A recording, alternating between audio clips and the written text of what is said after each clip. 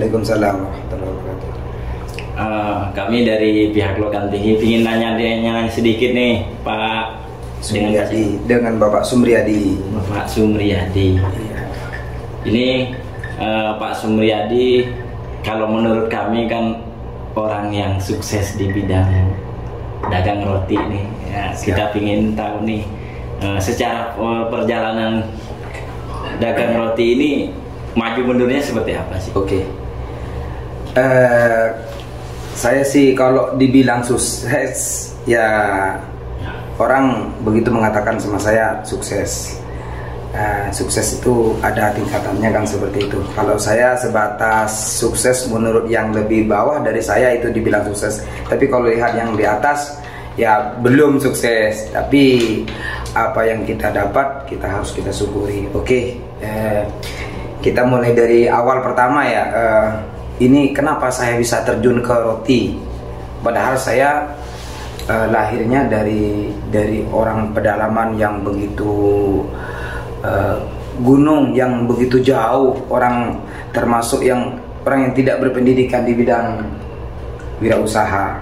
Kenapa saya berminat ingin jadi pengusaha? Karena saya lihat-lihat di berita-berita, penasaran, berita itu menginspirasikan saya, memicu semangat saya untuk menjadi pengusaha seperti itu.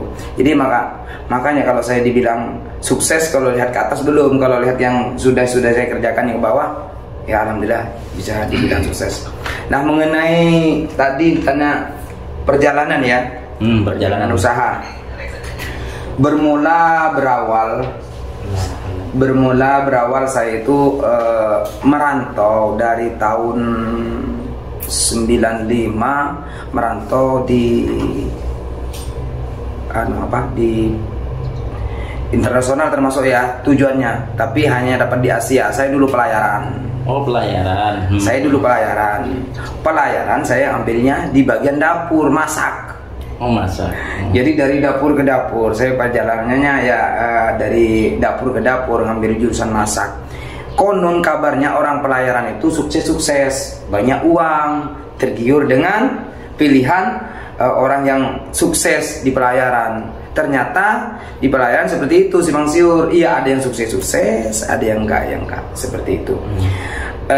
Karena saya di pelayaran itu hanya bagian dapur, dari dapur ke dapur, bagian masak, terbawa-bawalah ke dunia setelah pelayaran. Saya terapkan di pelayaran itu memasak, saya terapkan sekarang memasaknya juga. Jadi kalau di koki itu kan global, bisa masak roti, bisa masak masakan Nusantara, bisa masakan Indonesia lah. Sedikit ada masakan Cina, sedikit mengerti, tapi yang didominanin di Indonesia ini kan masakan Nusantara seperti itu. Jadi saya bisa masak, bisa. Berarti pernah ini ya jadi TKW ya? Bukan TKW sih. TKI. Bukan TKI, bukan. Saya dulu belayarnya kan dari sini, dari Indonesia, di Tanjung Priok. Jadi saya itu karena anaknya orang yang tidak mampu, anak seorang petani, ingin sekolah pelayaran itu biayanya sangat tinggi. Jadi belajarnya hanya otodidak, ijazah ikut persamaan saja. Jadi terus belajar di Bogasari itu karena saya kerja di Bogasari di dapurnya. Jadi secara tidak langsung saya punya pengalaman masak di Bogasari. Bogasari itu memasak semua roti, bisa bikin roti. Ketika Bogasari buka mie, saya bisa bikin mie. Ketika saya masuk di rumah makan Padang, saya bisa masak Padang. Jadi terbawa-bawa. Saya alhamdulillah berhasil masuk di pelayaran bagian masak karena saya belajar ilmu masaknya. Kalau mungkin yang mulai ini nggak bisa. Nah, terbawa-bawa sampai saya berhenti berlayar tahun 2004. Saya itu mencoba untuk berbisnis di bidang makanan, kuliner lah ya. Ya berbagai macam masakan, tapi yang paling saya pilih yang paling dominan agak sukses sedikit di roti ini, seperti itu. Ngomong-ngomong rotinya, produknya apa Pak ya? Sesuai dengan saya yang kerja dulu pertama. Dulu saya bekerja di Roti Pia di Jakarta ke orang. Berawal dari kerja dulu. Jadi sales bekerja di Roti Pia, terus sudah itu saya jadi di kokinya belajar masak roti pia. Karena di sini itu beralih ke roti yang sebagai berbagai macam roti, banyak permintaan dari roti-roti yang lain, makanya saya diperdalam di Bogasari. Saya belajarnya semua roti. Yang belum bisa, saya khusus ke Surabaya berminat di roti. Nah, masalah perjalanan hidupnya di usaha roti ya jungkir balik. Apalagi ini kena pandemi ini seperti sekarang ini. Tapi sampai sekarang ini kalau saya lihat ini malah menurut pandangan kita ini luar biasa ini usahanya. Kayaknya orderan banyak banget nih saya kalau melihat karyawan kesibukannya ini tadi. Alhamdulillah.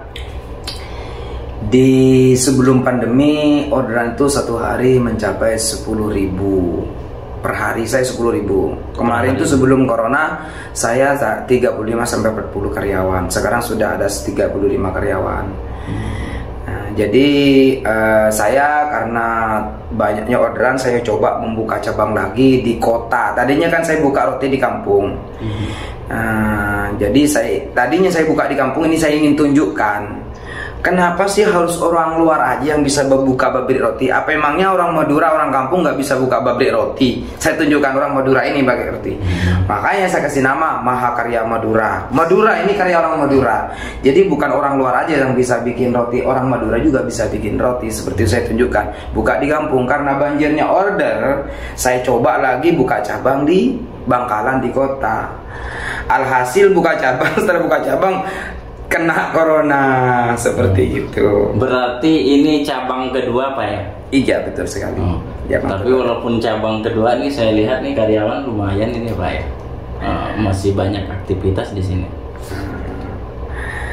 Alhamdulillah ini sementara ya memang ya karena kena pandemi ini dia sekarang fokus di pabrik yang awal. Kalau yang sini sekarang ada pembenahan. Setelah saya ini belajar ke teman saya yang ada di Cirebon, kemarin saya ada studi banding dengan usaha-usaha. Dia juga bergerak di bidang minuman ya, di bidang es. Dia punya pabrik es kristal. Saya uji coba seperti apa di perjalanan di menghadapi corona ini, seperti apa mengatasi mengatasi supaya tetap bertahan seperti yang itu ya. Ini sekarang akan memulai lagi yang cabangnya. Kalau yang awal sih tetap bertahan sampai sekarang, masih tetap bertahan. Yang cabangnya ini kena imbasnya corona itu karena hidupnya di kota, pabriknya di kota, jadi kena imbasnya. Makanya saya akan harus ada penataan kembali berikutnya seperti itu. Mungkin kedepannya bisa perbaikin lagi. Ngomong-ngomong, omset per bulan berapa Pak ya? Kalau sekarang omset mana nih? Omset rotinya apa omset penghasilannya nih? Omset rotinya dan penghasilannya. Kalau rotinya sih kemarin ya saya bilang tadi ya 10.000 roti per hari. Sekarang ya menurun karena kena pandemi ini, berkisar antara 8 sampai ya 8-10 lah. Menurun sekarang, dari 10 itu turun kalau omset rotinya. Kalau penghasilannya ya biasanya dulu sih nggak banyak-banyak, paling banyak itu ya 30 sampai 35 gitu aja. Per bulan. Baru per hari ya. Per bulan. Ini termasuk ya untuk pabrik di kampung-kampung boleh lah. Alhamdulillah tujuan saya pertama bisa menyerap tenaga orang pengangguran yang ada di Madura, khususnya sekitarnya Madura. Sebaik-baik orang, katanya orang yang berguna terhadap orang lain, sebaik-baik manusia yang berguna terhadap orang lain. Itu saja. Jadi membantu orang lain sekaligus membantu saya sendiri. Seperti itu. Ya. Jadi bermanfaat bagi orang lain. Amin. Ya itu kira-kira. kedepannya kira-kira Tujuan, iya, harapannya. harapan saya ini pabrik, kalau orang lain itu ada rahasia perusahaan, ada rahasia pabrik. Di pabrik saya tidak ada satupun yang rahasia. Semua saya buka lebar-lebar karena supaya ada penerusnya. Kalau saya tutup ketika saya tidak ada, ini hidup kan nggak selamanya hidup. 100 tahun, 200 tahun nggak mungkin hidup kita sampai 200 tahun. Nah, kalau kita rahasiakan, kalau tidak dikembangkan ke orang lain, mana bisa hidup seperti itu. Jadi semua karyawan yang kerja terhadap saya, karyawan saya semua dari paling bawah sampai paling tinggi, suruh pelajari semuanya. Tidak ada yang rahasia dalam pabrik saya. Suatu saat kamu mendirikan pabrik seperti saya sendiri. Seperti itu. Berarti membagi ilmu ya. Membagi ilmu. Kata Ustadz atau semboyan, al ilmu bila amalin kasajiru bila samrin. Ilmu kalau tidak dibagi ke orang seperti pohon tidak berbuah. Jadi saya biar berbuah, saya bagi semua, tidak ada rahasia, tidak takut disaingin saya, tidak takut disaingin, rezeki sudah ada yang ngatur. Seperti itu. Luar biasa Pak Mat Sumri ini ya. Oke. Ya, itu saja Pak yang terima kasih ya. Terima kasih atas wawancaranya, dan semoga pabriknya Bapak kedepannya lebih maju, lebih sukses, dan pelanggannya lebih banyak. Amin. Dan juga manfaatnya tambah banyak bagi masyarakat sekitar pabrik Bapak. Oke, siap. Ya. Kita akhiri. Assalamualaikum warahmatullahi wabarakatuh. Oke.